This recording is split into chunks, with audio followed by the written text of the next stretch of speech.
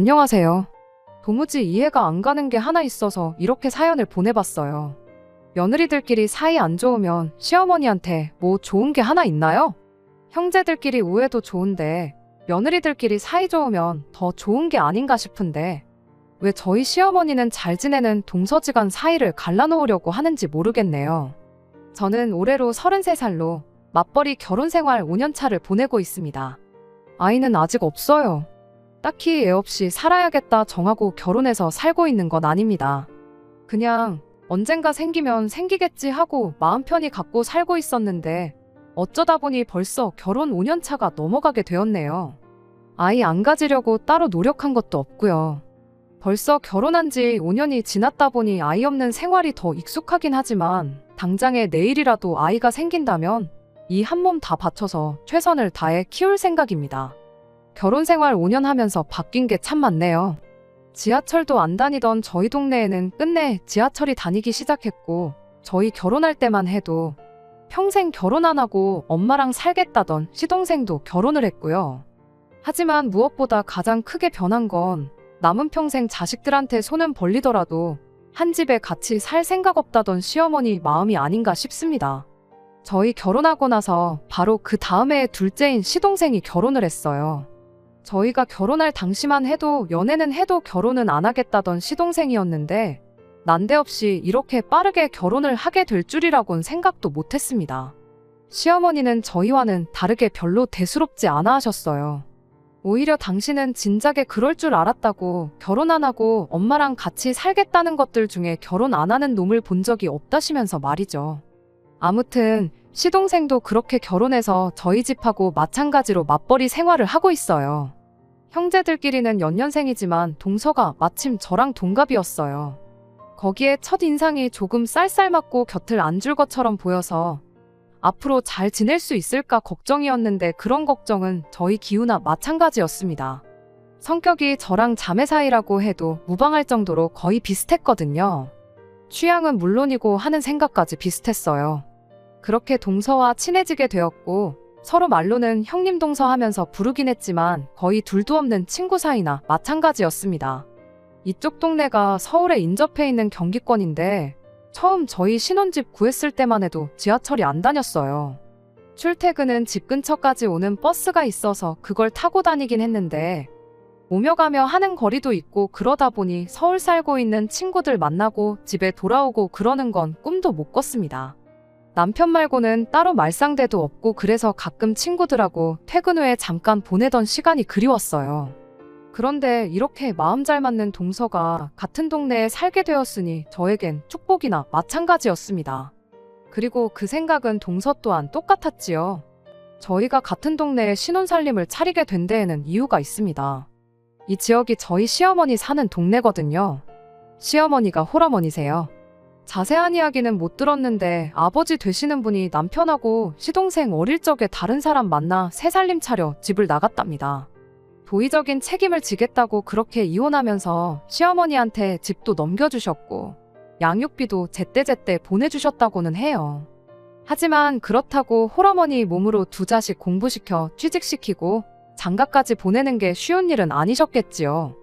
그 덕에 두 아들이 어머니를 끔찍하게 생각하는 효자로 컸고 신혼집을 구할 때 시댁 근처에 신혼집을 구하면 어떻겠냐고 물어온 남편 질문에 저도 동서도 그렇게 하기로 정했고 그렇게 같은 동네에 살게 되었던 겁니다. 물론 시어머니 가까이에 신혼집을 구하는 결정을 내리기가 쉬운 건 아니었어요. 하지만 달리 말하면 가까이 산다는 건 적어도 시어머니와 합가해서 모시고 살 일은 없을 거다는 소리와 똑같다고 생각했어요. 그리고 저희가 경제적으로 넉넉한 형편으로 결혼한 건 아니었는데 당시 이 근처에 지하철역도 생긴다 하고 서울하고 인접한 신도시권이기도 해서 지하철역만 생기면 집값이 엄청 뜨겠구나 하는 기대도 있었지요. 그냥 개인적인 생각이지만 지하철이 다니면 그곳은 서울이나 마찬가지 아니겠냐 싶었거든요. 결국 3년 전에 지하철역이 생겼는데 제가 생각한 것보다 집값이 쥐똥만큼밖에 안 오른 건 계산착오긴 했지만요. 아무튼 동서 또한 시동생하고 결혼하는 데 있어서 적어도 한 동네 살면 모시고 살겠다고 할 일은 없겠구나 싶었답니다. 그 덕에 동선애랑 같은 동네에 살게 되었던 거지요. 천만 다행스럽게도 시어머니 또한 늙어서 자식한테 손은 벌릴지라도 한 집에 빌붙어서 살 생각은 없다고 이야기까지 하셨고요.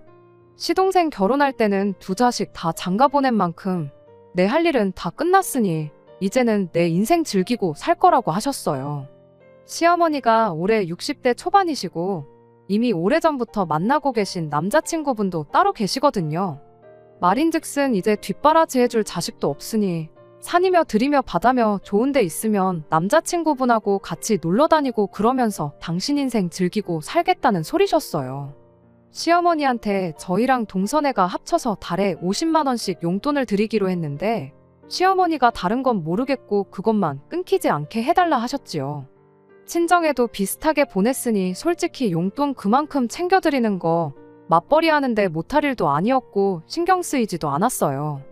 시어머니 집을 기준으로 저희 집은 15분 정도 걸리고 동선에는 저희 집하고 반대 방향으로 10분 거리에 있어요. 집이 가까운 만큼 이따금씩 남편 말고 다른 사람하고 수다 떨고 그러고 싶으면 동서랑 만나서 시간을 보내곤 했어요. 형제끼리 우애도 좋은 편이라 넷이서 자주 만나기도 했고 그렇게 넷이서 시댁도 자주 방문하고 그랬습니다.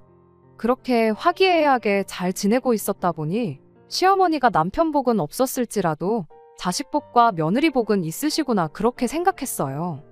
그렇게 작년까지만 해도 아무런 문제가 없이 지내왔는데 작년 여름쯤엔가 남편한테서 정말 생각도 못한 어이없는 이야기를 하나 듣게 되었습니다. 왜? 집값이 조금이나마 오르긴 했다고 했잖아요. 집값이 오른 게 비단 저희 집만 오른 게 아니고 시댁이랑 동선에도 조금씩 올랐어요. 지하철역을 기준으로 가장 가까이 있는 저희가 가장 수혜를 많이 보긴 했죠. 그런데 작년쯤 남편이 뜬금없이 집값도 올랐고 한데 이제 슬슬 넓은 집에 살아보고 싶지 않냐고 저한테 슬쩍 질문을 해왔어요. 넓은 집 싫어하는 사람이 어디 있겠냐마는 저희가 아이가 생긴 것도 아니고 저희 삶에 크게 달라진 건 없었거든요.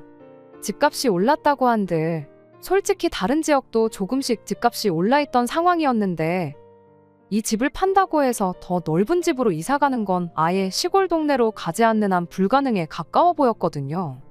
그런데 갑자기 뜬금없게 넓은 집에 살고 싶지 않냐는 소리를 하는 게 뭔 소리를 하는 건가 싶었죠. 남편이 이어서 말하기를 형제끼리 우애도 좋고 배우자들끼리 사이도 좋고 그러지 않냐면서 시어머니랑 동선에 포함해서 세 가구 집값이 다 올랐는데 이참에 집들 정리하고 돈을 모아서 2층 집 같은 거 구해가지고 세 가족이서 같이 살면 어떻겠냐는 겁니다. 이 인간이 갑자기 정신이 나갔나 싶었죠. 합가 이야기를 꺼내도 싫었을 텐데 동선에까지 한 집에 같이 살자는 소리를 해왔으니까요. 그런데 남편은 재수 씨랑 사이도 좋은데 뭐가 문제냐며 이해가 안 간다는 듯이 말을 하더라고요.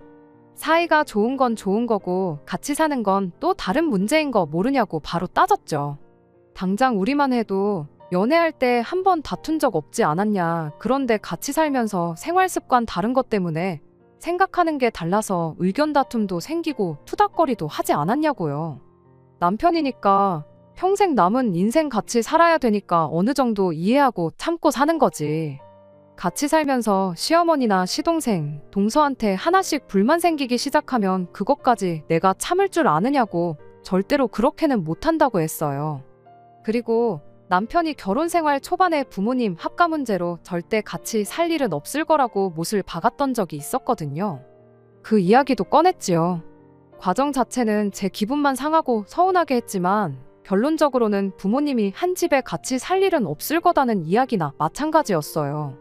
결혼하고 첫 번째 맞는 겨울이었나 저희 친정어머니가 빙판길에서 크게 넘어지면서 다리랑 허리를 크게 다치신 적이 있었거든요. 집에는 제 남동생도 있고 아버지도 계셨지만 솔직히 저희 집 남자들이 그렇게 믿어온 사람들은 아니에요. 라면 정도나 끓일 수 있을 정도지 저희 어머니 없으면 아마 굶어 죽으면 죽었고 얼어 죽으면 죽었지 자기 손으로 뭘 해먹고 청소 빨래하고 하는 성격은 아니거든요. 그렇다 보니 어머니가 너무 걱정됐어요. 몸도 제대로 못 가누는데 괜히 동생이랑 아버지 밥 챙겨주고 한다고 무리해서 몸 움직이고 그럴 게 너무 눈에 뻔했거든요. 그래서 남편한테 어머니가 몸 좀 나아질 때까지 우리 집에 좀 와 계시라 그러면 안 되겠냐고 남편한테 물어봤어요. 동생하고 아버지한테는 그때까지 배달을 시켜 먹던 라면을 끓여 먹던 생쌀을 드시던 식사는 알아서 해결하라 하고 집안일 같은 건 내가 주말에 친정 찾아가서 한 번에 몰아서 해주고 그리고 겸사겸사 평일에는 제가 퇴근해서 어머니 간병도 좀 해드리고 그러면 딱 좋겠다 싶었거든요. 그런데 남편이 그렇게는 안 되겠다고 고민도 안 하고 단칼에 거절을 했었어요. 간병할 사람이 필요하면 사람을 쓰던지 상황이 안 되면 그냥 제가 친정에 가서 하면 되는 거 아니냐면서요. 어머니가 집에 계시면 동생이랑 아버지 식사며 집안일이다 뭐다 신경 쓰실 게 많아서 괜히 아픈 몸 이끌고 억지로 하실까봐 그러는 거다 했더니 그런 건 그냥 못하게 하면 되는 거 아니냐고 하시지 말라고 했는데도 하시면 그건 장모님 복이고 장모님이 잘못하시는 거지 누굴 탓하겠냐며 끝까지 칼같이 굴더라니까요. 장모님이 우리 집에 와 계시면 그만큼 자기도 불편할 거라고. 그리고 당장 너는 주말에 처가에 가서 집안일 도와주고 올 거라고 하지 않았냐. 그럼 그 말은 곧 나 혼자 주말에 장모님하고 단 둘이 이 집에 있어야 한다는 건데. 거동이 불편하시니 내가 너 대신 간병을 해야 할 수도 있는 일이고 그렇지 않다고 해도 신경이 쓰여서 내가 집에서 편하게 쉴 수나 있겠냐고 하는 겁니다. 그러더니 저보고 입장 바꿔 생각해 보래요. 뼈 빠지게 일해서 퇴근하고 집에 왔는데 집에 우리 엄마가 떡하니 누워 계시면 너는 마음이 편하겠냐고요. 우리 집에서만큼은 마음 편하게 지내자고. 앞으로 효도를 집 안에까지는 끌어들이지 말자고 그렇게 단호하게 거절을 했었어요. 그때 솔직히 그런 남편이 서운하기는 했는데 남편 말 맞다나 입장 바꿔서 집에 아픈 시어머니가 와 계신다면 그건 그거대로 신경이 엄청 쓰이겠구나 싶었죠. 어머니 간병이야 솔직히 제가 출근해 있는 동안 못 해드리는 건 당연한 거고 집안일이고 뭐고 하지 마시라 단단히 일러두고 동생한테 조금만 신경 쓰라고 하는 게 현실적인 방법이라 생각했죠. 죽 같은 거야 요즘 편의점만 가도 팔고 제품도 워낙 잘 나오는 데다가 죽만 전문적으로 취급하는 음식점까지 있는데 아무리 친정아버지랑 동생이 못 믿었다고 한들 그 정도 신경 못 써주겠나 싶었네요. 서운한 건 서운한 거지만 현실적으로 생각하면 제가 호들갑 떠는 게 맞았고 효도를 집안까지 끌어들이지 말자고 말하는 건 시어머니한테도 똑같이 그러겠다는 소리였지요. 그래서 앞으로 평생 남편하고 살면서 시어머니 모시고 살 일은 없겠구나 또 한 번 그런 확신을 가졌었거든요. 그런데 이제 와서 갑자기 2층 집 구해서 동서네랑 시어머니 모시고 같이 살자고 하니 달리 말도 나오지 않고 그저 황당하기만 할 따름이었어요. 남편은 효도는 집안까지 끌고 들어오는 게 아니라고 했던 자기 말은 기억도 안 나는지 계속 딴소리를 하더라고요.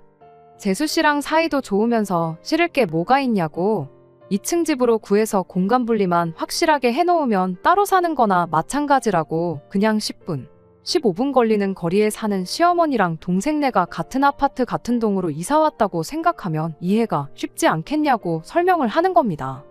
남편한테 내가 어디 이해가 안 가서 그러는 거겠냐고 내가 미쳤다고 집까지 팔아가며 시어머니 모시고 동서네랑 살고 싶겠냐고 한마디 하고 말았습니다. 남편은 끝까지 재수 씨랑 그렇게 친하게 굴더니 왜 그러냐는 소리만 하길래 동서랑 내가 진짜 친해서 가까이 지내겠냐고 동네에 달리 말할 사람도 없고 그러니 어쩔 수 없이 같이 다니는 거지 하고 한마디 하고 말았어요. 사실은 동서랑 친한 게 맞았지만 그렇게 말 안 하면 남편이 끝까지 동서랑 친한 거 걸고 넘어지면서 뭐가 문제냐고 할까봐 그랬던 거예요. 아무튼 그 일이 있은 지 며칠 지나서 남편 모르게 따로 동서를 만났어요. 동서도 안 그래도 저랑 따로 만나려고 했다고 하길래 동서도 저한테 넋두리 털어놓을 일이 있었나 보구나 싶었습니다.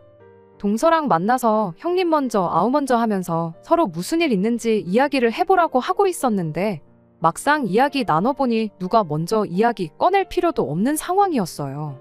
어이없게도 동서 또한 시동생이 난데없이 집 팔아서 시어머니 모시고 세 가족이 한 집에서 같이 살자는 말을 꺼내와서 안 그래도 그것 때문에 대판 싸웠다는 이야기를 해왔으니까요. 그리고 이렇게 만나자고 했던 것도 저랑 똑같은 이유였습니다.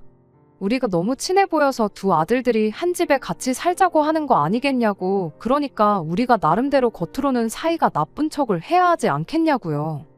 그래서 일부러 그때부터는 동서하고 암만 눈치 없는 두 남편들도 저게 사이가 좋은 건가 나쁜 건가 아리송할 정도로 기싸움을 하는 척을 했지요. 어차피 동서하고는 이미 이야기가 끝나 있던 상황이니 실제 두 사람 사이는 아무런 문제가 없었습니다. 그런데 이렇게 했더니 그건 그거대로 문제가 생기고 말았네요. 동서네랑 저희 집이 다른 점이 하나 있었는데 그건 자녀 계획이었어요. 저희는 애가 생기거나 말거나 운명에 맡기자는 주의였던데 반해 동서는 결혼하자마자 아이를 갖기를 원했었죠. 물론 저도 아예 아이 없이 살고 싶은 생각은 아니었고 나이도 나이다 보니 35쯤 돼서는 더 늦기 전에 아이를 가질 생각이었습니다. 한약을 지어 먹는다거나 뭐 용하다는 분 찾아가서 날짜를 받아온다거나 하는 식으로 나름 노력을 할 생각도 있었고요. 아무튼 동선에는 결혼하자마자부터 아이를 갖기 위해 온갖 노력을 해왔는데 아무리 노력을 해도 아이가 안 생기는 경우였지요. 동서하고 조금 사이가 나쁜 척 연기하기로 했던 이후 얼마 지나지 않아 동서가 시험관까지 시도했는데 결과가 안 좋았어요. 그때 가서는 동서가 워낙에 힘들어하기도 했고 시험관 자체가 몸에 무리가 많이 가는 거라 하니 일부러 남편들 같이 해서 만나는 자리 같은 건 만들지도 않았어요. 혼자 마음 정리도 하고 몸도 추스를 하고 나름 배려를 해줬던 거였죠. 그런데 그게 두 남편들이나 시어머니 눈에는 진짜 얘들이 겉으로만 친한 척은 하고 사이가 안 좋은 거구나 하고 착각을 했었나 봐요. 하루는 시어머니가 난데없이 저희 집에 찾아왔어요. 그러더니 저한테 말도 안 되는 이야기를 꺼내시는 겁니다. 동서가 저를 엄청 원망하고 있다고요. 그게 무슨 소리냐 하고 물어봤더니 자기들 아이가 안 생기는 게 저희 때문이라는 이야기를 들었대요. 하도 아이가 안 생기니까 뭐 어디 용한 사람을 찾아가 봤다는데 윗사람인 저희가 집에 아이가 들어오는 기운을 아주 꽉 막고 있다는 이야기를 들었다더랍니다. 동서가 진짜 그런 이야기를 들었으면 저한테 말을 안 해줬을 리도 없고 정말 밑도 끝도 없는 이야기라 제가 믿을 리가 만무했지만 진짜로 그 이야기를 믿는 척을 했어요. 아무튼 시어머니가 한다는 소리가 일단 그래도 이야기 나왔으니까 혹시나 싶어서 당신이 생각해봤는데 진짜 그럴 수도 있는 노릇 아니겠냐며 저희 보고 하루빨리 아이를 가지라고 하시는 겁니다. 안 그래도 내후년쯤에는 저도 본격적으로 아이를 가질 생각이 있었다 보니 싫다고 거절할 것도 아니었어요. 허나 손주가 보고 싶으면 동서네가 소식이 없으니 너네라도 먼저 가지면 안 되겠느냐 단도직입적으로 이야기하셨어도 될 일이 아닌가 싶었는데 굳이 되도 않는 이야기 지어내서 동서가 저를 원망하고 있다는 이야기까지 꺼내실 이유가 뭐가 있나 싶었습니다. 그런데 아니나 다를까 시어머니가 저한테 본심을 꺼내왔어요.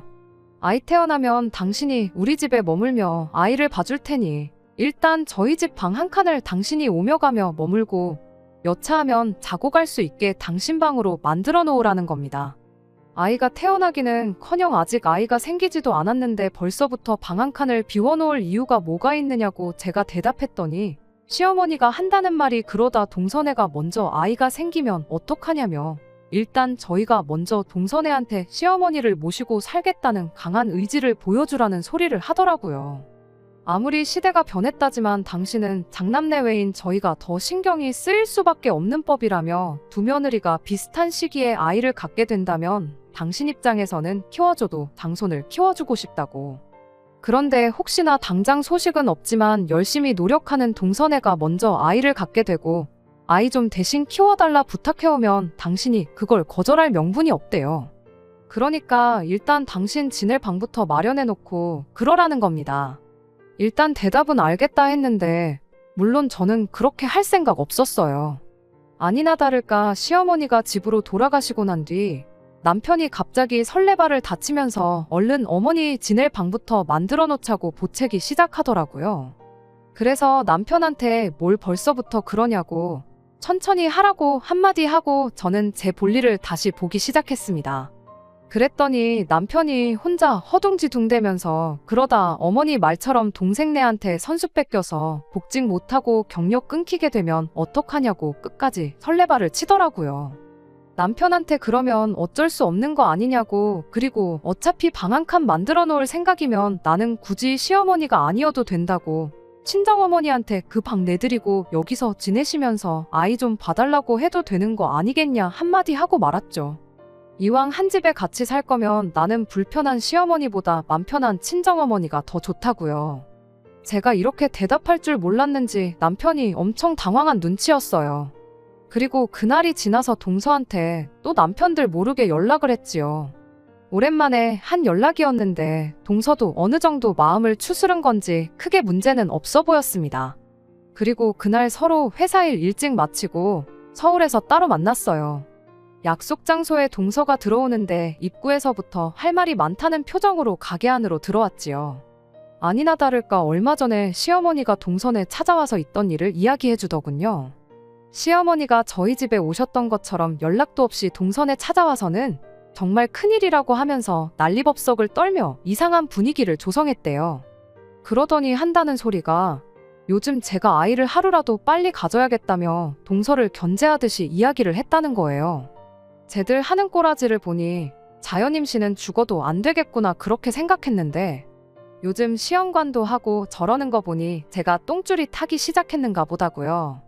우리 아이가 태어나면 장손이고 찬물도 위아래가 있는 법인데 동선애가 그런 건 쥐뿔도 신경을 안 쓰고 아주 집안 족보를 개족보를 만들려고 한다고 하면서 안 좋은 소리도 했다고 하고 무엇보다 아이 태어나면 시어머니가 아이를 봐줘야 하는데 동선애가 먼저 아이를 갖게 냅뒀다가 정작 저희들 시어머니 동무 필요할 때 아무런 도움도 못 받게 될까봐 걱정이라는 겁니다. 돈 주고 사람 쓰기도 싫고 애 키운다고 맞벌이도 포기하고 싶지 않은데 동선애가 시험관으로 아이까지 먼저 가져버리면 우리만 손해라고 그러니 동서가 아이를 갖기 전에 먼저 선수를 치겠다고 했다는 거예요. 그래서 시어머니 와서 지낼 수 있게 방 한 칸 비워놓고 아주 설레발치는 게 보통이 아니라고. 그런데 시어머니 딴에는 여태까지 애 없이 지내다가 당신 도움 못 받게 될까봐 그제서야 아이를 갖겠다고 드는 저보다 결혼하자마자부터 손주 보여주겠다고 노력한 동선애가 더 마음이 쓰이고 더 도와주고 싶고 그런다고 했답니다. 그래도 한편으론 저희 남편이 장남이다 보니 아무리 둘째네가 마음이 쓰인다고 해도 당신이 전부 당신 원하는 대로 할 수 있는 건 아니라고. 그러니 일단은 저희가 아이를 먼저 가질 마음부터 접도록 해야 하는 거 아니겠냐셨대요. 그리고 그 방법은 저희한테 제안한 것과 똑같은 방법이었지요. 바로 시어머니가 언제든 오며 가며 지낼 방 한 칸을 만들어 놓고 나아가서는 아예 시어머니를 먼저 모시고 살겠다고 선언하는 방법이요. 동서도 사실 그때까지만 해도 긴가민가 하기는 했대요. 저랑 친하긴 하지만 한편으로는 시어머니 말만 들으면 애 키우는데 도움받으려는 이야기만큼은 너무 그럴싸해서 순간 믿을 뻔했다는 겁니다. 제가 동서 흉을 보고 그런 거 다 떠나서 그냥 애 키우는데 도움받는 부분 그런 것만요. 그런데 동선에는 또 저희 집하고 구조가 다르거든요. 저희 집은 그나마 방이 3개라서 시어머니가 저러고 갔을 때 별 문제가 없었지만 동선의 집은 방이 2개밖에 안 되었거든요. 시어머니한테 방 한 칸 내드리면 아이 태어나면 아이는 무슨 방을 쓰냐고 시동생한테 물어봤대요. 그런데 시동생이 동서 말 다 자르고 지금 그게 중요하냐고 애가 어느 정도 클 때까지는 시어머니하고 같은 방 쓰게 하면 되는 거 아니겠냐. 일단 시어머니부터 먼저 붙잡아서 우리 집에 모셔야지. 안 그러면 이러다 형님네한테 전부 다 빼앗기게 될 테다 하면서 호들갑을 떨었다는 거예요. 동서도 그때 눈치를 딱 챘나 보더라고요.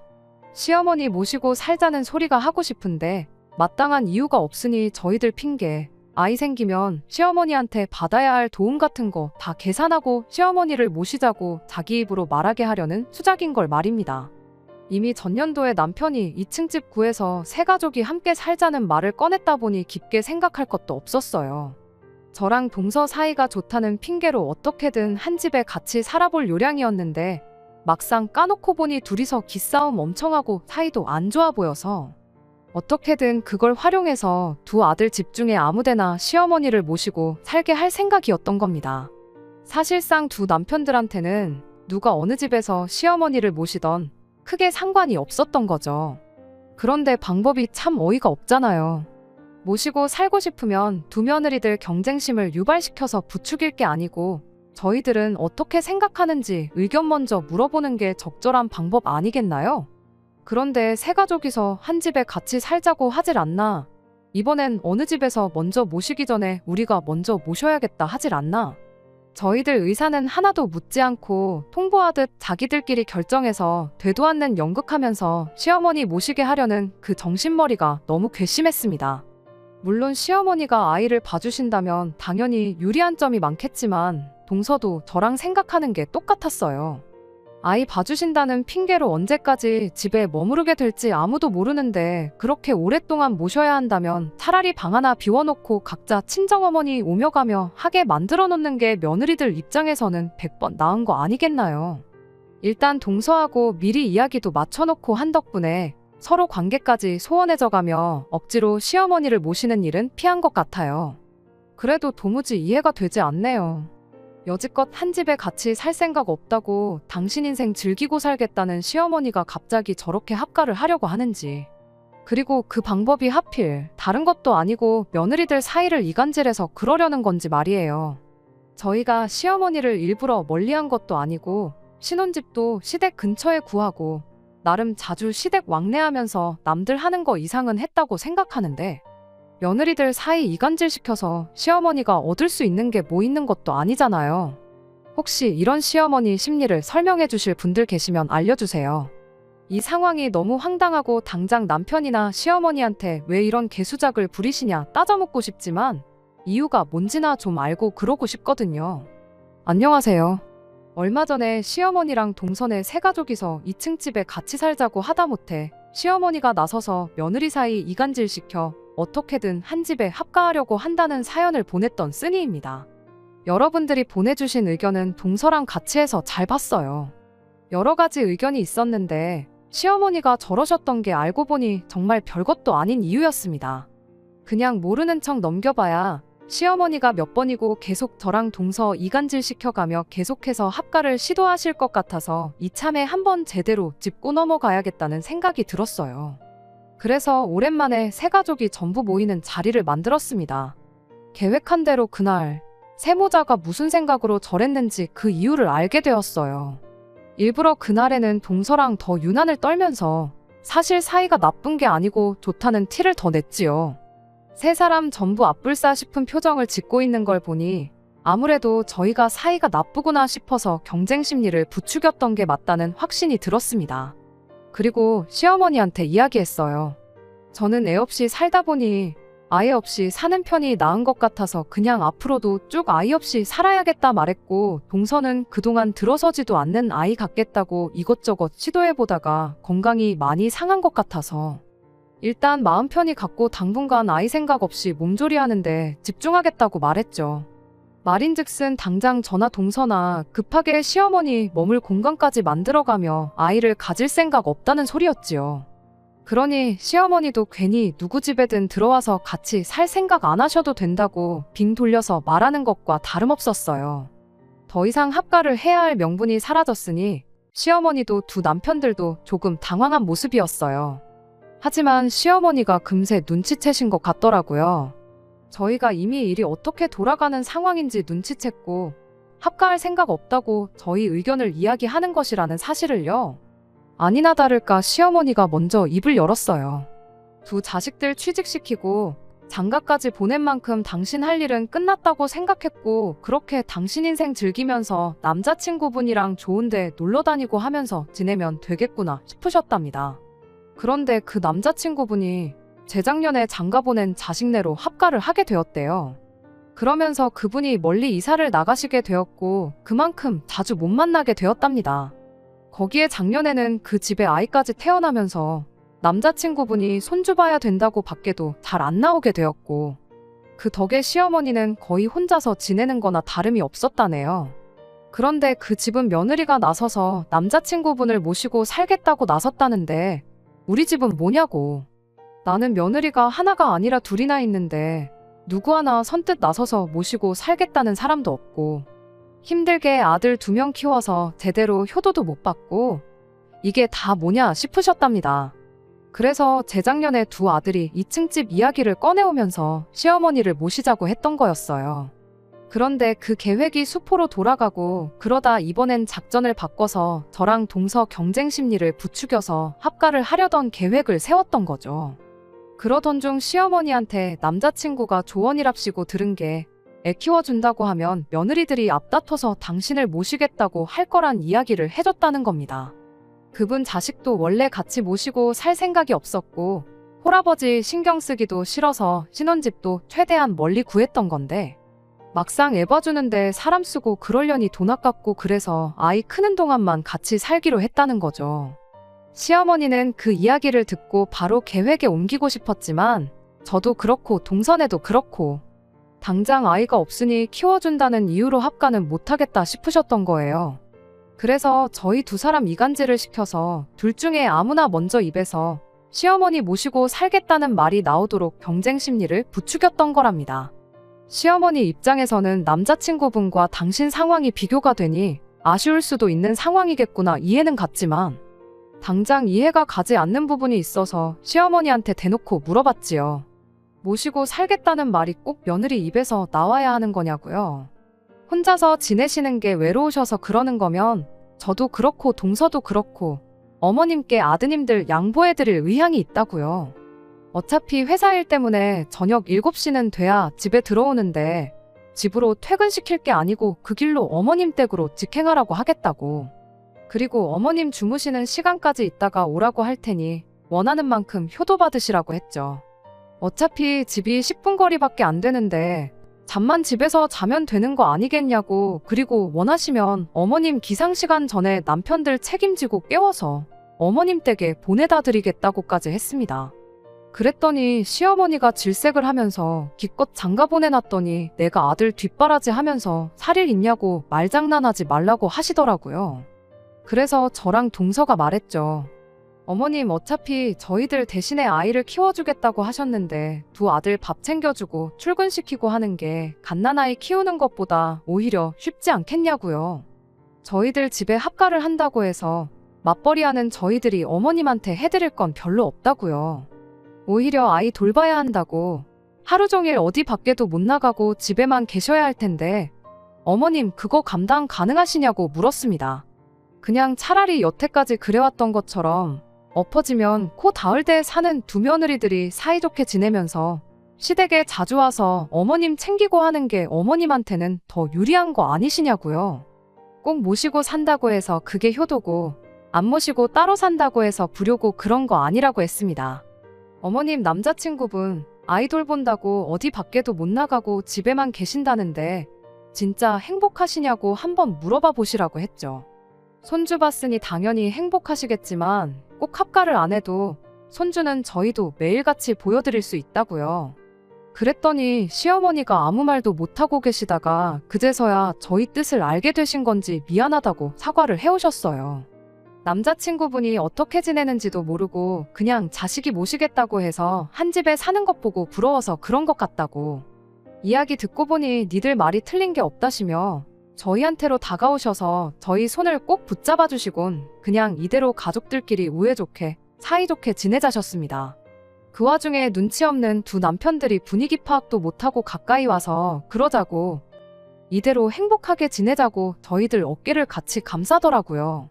그와 동시에 저랑 동서가 두 남편들한테 니들은 낄 때 끼라고 우리들한테 말 한마디 물어보는 게 그렇게 어려웠냐고. 당신들은 우리랑 집에 가서 이야기 좀 따로 해야겠다고 한마디 하고 말았습니다. 아무튼 그 뒤로 시어머니 합가 이야기는 쏙 들어갔어요.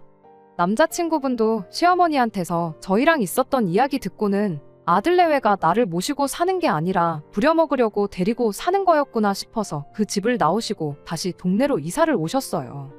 이야기 나온 김에 시어머니 집에서 같이 지내시기로 한 것 같고요. 그래서 두 분이 요즘 놀러 다니시느라고 저희들 집에는 얼씬도 안 하세요. 남편들도 이번 일을 계기로 혼자 생각할 게 아니고 저희들 말만 들으면 중간 이상은 간다는 걸 깨달았는지 사소한 것까지 하나하나 다 허락받고 물어보고 하고 있고요. 잠깐 시어머니가 합가 때문에 문제가 생기긴 했지만 오해는 다 풀렸으니 지난날처럼 즐겁게 지내는 일만 남은 것 같네요. 끝까지 들어주셔서 감사합니다. 오늘의 사연은 여기까지입니다. 구독과 좋아요, 알람 설정 부탁드리고 더 좋은 사연으로 다시 찾아뵙겠습니다. 감사합니다.